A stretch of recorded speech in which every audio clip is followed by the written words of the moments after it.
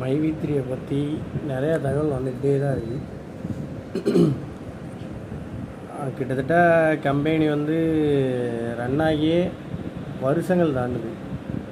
உங்களை நம்பி அதில் அமௌண்ட்டு போட்ட மக்களுடைய நிலைமையை கொஞ்சமாவது யோசித்து பார்த்தீங்களா? சத்யானந்த் பாத்தியால நீ சிரிக்குள்ள நீ மட்டும் நேரில் மாட்டின உன்னை என்ன பண்ணுவோங்கிறது எங்களுக்கே தெரியாது. உன்னை நம்பி போட்டு அவன் படுற பாடு இருக்கு பாரு. நிறைய பேர்வா கண்ணுக்கு எதிரே பார்த்துட்டோம். வட்டி கட்ட முடியாமல் அவன் இடத்த பத்திரத்தை வச்சு உன்னை நம்பி அதில் கொண்டு போட்டான்.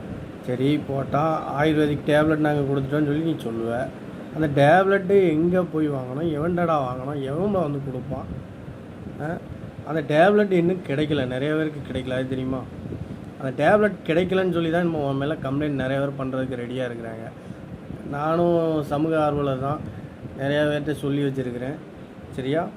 கண்டிப்பாக ஒன்றை வெளியே விடுற ஐடியா கிடையாது. ஒழுங்காக அந்த அமௌண்ட்டை கொடுக்குற வழியை பாரு. நீ பாட்டு உன் இஷ்டத்துக்கு எனக்கு என்ன அப்படின்னு சொல்லி போய் உள்ளே போய் உட்காந்துக்கிட்டா வருஷம் என்னலாம் ஆகுது? ஒன்றெல்லாம் கெட்ட வார்த்தையில் தான் திட்டணும். சரிக்குள்ள ஒழுங்காக அமௌண்ட்டை கொடுக்க வழியை பாருல. உன்னால் எத்தனை பேர் கஞ்சிக்கு வழி இல்லாமல் அவன் பாடாப்படுதான் தெரியுமாண்ணே?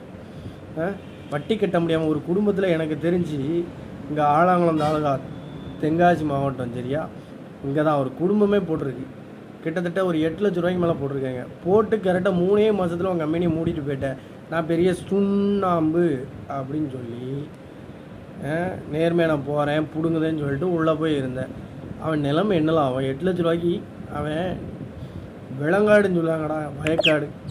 அந்த வயக்காடை வச்சு ஒருத்தன் அடமானம் வச்சு 8 லட்ச ரூபா வச்சு உன் மேலே ஒரு நம்பிக்கையில் போட்டாங்க.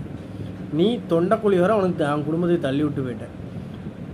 ஒருத்தன் முடியாமல் இருக்கவா சாவான்னு சொல்லி இருக்கான் அவன் குடும்பத்தில். நீ இப்படி பண்ணோன்னு எவனும் நினச்சி கூட பார்க்கல. அந்த அமௌண்ட்டை கொடுக்க முடியுமா முடியாதல்ல? நீ நேரில் மட்டும் கிடச்சிடாத. தென்காசி மாவட்டம் பக்கம் இல்லாட்டா முடிஞ்சால் வந்து பாரு. சரியா? பாமர மக்கள் உன்னை கும்புற மட்டும் தான் செய்ய முடியும். உன்னிருந்து வாங்க முடியாமல் போயிடுச்சு. ஐயா முதலமைச்சர் ஐயா ஸ்டாலின் ஐயா, கொஞ்சம் என்னென்னு உங்கள் கவனத்துக்கு எடுத்து பாருங்கள். இதனால் நிறையா உயிரிழப்புகள் நிறையா ஏற்பட வாய்ப்புகள் நிறையாவே இருக்குது.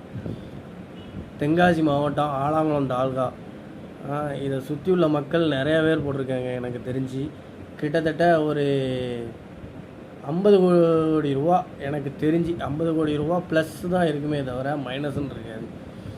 நிறைய பேர் உயிரை விடுறதுக்கு ரெடியாக இருக்காங்க. முதலமைச்சர் ஸ்டாலின் ஐயா, கொஞ்சம் இதுக்கு என்ன நிதி